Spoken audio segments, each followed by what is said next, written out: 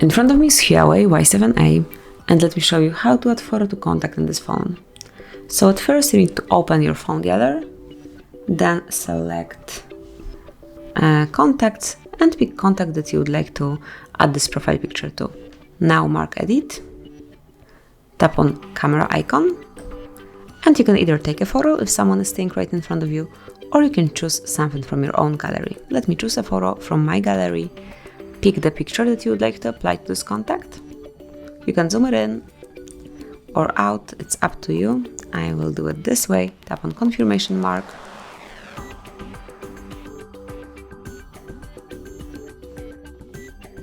Confirmation mark again. And that's it. From now on, this profile picture is assigned to Tony. And that would be all. This is how you can customize contacts, how you can add photo to a contact. Thank you for watching. Please subscribe our channel and leave the thumbs up.